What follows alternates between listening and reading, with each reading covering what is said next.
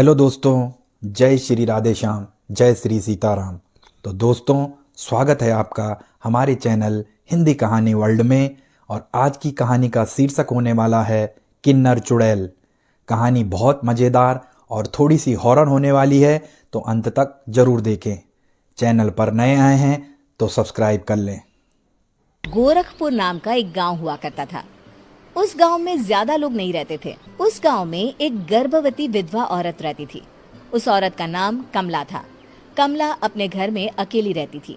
उसके पति की सारी जायदाद उसके नाम हो गई थी, पर सभी गांव वाले उस औरत को मनहूस औरत समझा करते थे और सभी उससे नफरत किया करते थे। एक बार कमला राशन की दुकान पर खाने का सामान खरीदने जाती है। भैया जी, जरा 1 किलो दाल चावल देना। अरे हाय हाय हाय हाय हाय हाय! अरे मनहूस औरत, मेरी दुकान में अपशुगन करवाने आ गई क्या? हैं? चल जा यहाँ से। मैं कुछ नहीं देने वाला हूँ तुझे। भाग भाग यहाँ से, चल जा, निकल। भैया जी, ऐसा मत कहिए। मैं गर्भवती हूँ, मुझे खाने की बहुत जरूरत है। मुझे खाना दे दीजिए। दुकानदार कमला को वहाँ से धक्के मारकर भगा देता है। तभी कमला रोते रोते उस गांव के किन्नरों के इलाके में आ जाती है। गांव वाले किन्नरों को उसी इलाके में रखा करते थे, क्योंकि वो लोग किन्नरों को पसंद नहीं करते थे और उनके इलाके में रहने से मना करते थे। तो किन्नरों ने उसी गांव में अपना एक इलाका बना लिया था। जब किन्नर लोग देखते हैं कि एक गर्भवती महिला रोते रोते उनके इलाके में आ गई है, तो सारे किन्नर कमला के पास जाकर उसका हाल पूछने लगते हैं। क्या हुआ बहन? तुम्हारी गर्भवती अवस्था में इतनी बुरी हालत कैसे है? तुम रो क्यों रही हो? तुम डरो मत, हम तुम्हें कोई नुकसान नहीं पहुंचाएंगे। तुम शांत होकर सब बताओ कि हुआ क्या है। मैं कमला हूँ। मैं गांव के दूसरे इलाके से आई हूँ। 2 महीने पहले ही मेरे पति की मौत हुई है। मुझे गांव के लोग मनहूस मानते हैं, क्योंकि मैं विधवा हूँ और गर्भवती भी। वहाँ के लोग मुझे खाने के लिए कुछ बेचने के लिए भी तैयार नहीं, जिससे मेरा गुजारा नहीं हो रहा था। कोई बात नहीं कमला, हम तुम्हारा ख्याल रखेंगे। किन्नर लोग कमला को एक खाली घर में रहने के लिए जगह दे देते हैं और उसकी देखभाल भी करते हैं। कुछ ही महीने बाद कमला अपने बच्चे को जन्म देती है। पर अफसोस, कमला बच्चे को जन्म देते ही अपनी जान गंवा देती है। जब सब किन्नर बच्चे को देखते हैं तो बहुत खुश हो जाते हैं, क्योंकि वो बच्चा भी किन्नर ही था। कमला ने एक किन्नर बच्चे को जन्म दिया था। अब इस बच्चे की देखभाल कौन करेगा? हम तो इस बच्चे को गांव के दूसरे इलाके में भी नहीं भेज सकते। और तो क्या हुआ? इस बच्चे की माँ नहीं रही तो हम इसे पालेंगे। अब ये हमारे इलाके में रहेगा, हमारे साथ रहेगा। फिर वो किन्नर उस किन्नर बच्चे को गोद ले लेते हैं, उसका नामकरण कराते हैं। उस किन्नर बच्चे का नाम शक्ति रखा जाता है। देखते ही देखते शक्ति बड़ी होने लगती है। उसके रंग रूप बहुत सुंदर थे। वो बहुत सुंदर किन्नर दिखती है। एक दिन शक्ति एक किन्नर से पूछती है, माँ जी सुनिए ना, ये गांव के दूसरे इलाके में भी तो लोग रहते हैं, तो हम वहाँ क्यों नहीं जाते? हम उनसे अलग क्यों रहते हैं? शक्ति, क्योंकि वो लोग हमारे जैसे नहीं, वो लोग हमें पसंद नहीं करते, इसीलिए हम उनसे अलग रहते हैं। क्यों? वो हमें क्यों पसंद नहीं करते? मुझे एक बार उस इलाके में जाना है। मैं एक बार वहाँ जाकर घूम कर आऊं। शक्ति, खबरदार, जो तू उस इलाके में कभी भी गई तो अपनी जान नहीं गंवाना चाहती तो उस इलाके में कभी कदम भी नहीं रखेगी, समझी? इतना कहकर वो किन्नर वहाँ से चली जाती है। शक्ति उस किन्नर की बात सुनकर बहुत रोती है। माँ जी, ऐसा कैसे कह सकती है? उन्होंने इतनी सी बात के लिए मुझे इतना डांटा। अब तो मैं उस इलाके में जरूर जाऊंगी। फिर एक दिन शक्ति गांव के दूसरे इलाके में चुपके से जाती है। ये लोग तो हमारे जैसे ही इंसान हैं, तो ये हमसे नफरत क्यों करते हैं?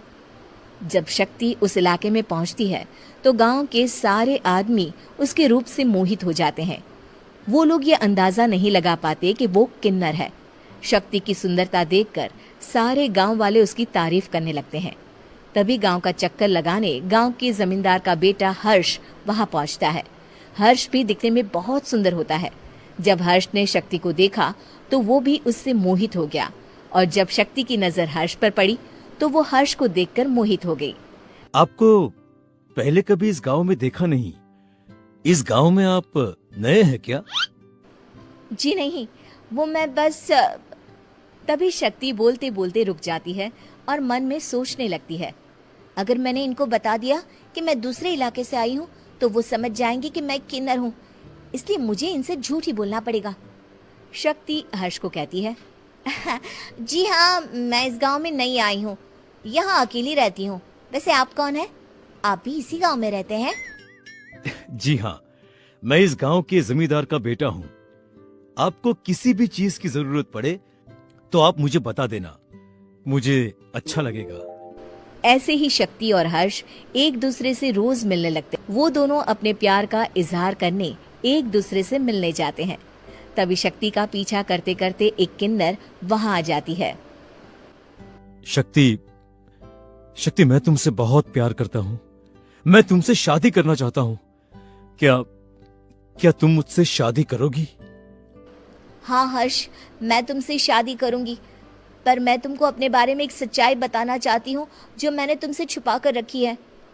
तभी उनके बीच में ही वो किन्नर आ जाती है। शक्ति, तेरी हिम्मत कैसे हुई ऐसा करने की? वो किन्नर शक्ति को खींचकर गांव के जमींदार के पास ले जाती है। हर्ष भी वहां शक्ति को बचाने के लिए पहुंच जाता है। जमींदार शक्ति और हर्ष के प्यार के बारे में सुनकर गुस्से में आ जाता है और शक्ति को गांव के बाहर निकालने की सजा देता है। शक्ति ये बात सहन नहीं कर पाती और कुएं में कूदकर अपनी जान दे देती है। जमींदार हर्ष की शादी गांव की एक लड़की से करवा देता है, पर हर्ष इस शादी से खुश नहीं होता। शक्ति अपना बदला लेने के लिए मरने के बाद किन्नर चुड़ैल बन जाती है। अब मैं इन गांव वालों को नहीं छोड़ूंगी, अब इनसे मैं अपने प्यार का बदला लूंगी। किन्नर चुड़ैल गांव वालों को परेशान करना शुरू कर देती है। एक बार वो रात को गांव के खेतों में पहुंच जाती है और वहां आग लगा देती है। सारी फसल जल के राख हो जाती है। जब एक आदमी रात को उठकर देखता है कि खेत में आग लग गई है तो वो वहां पहुंच जाता है।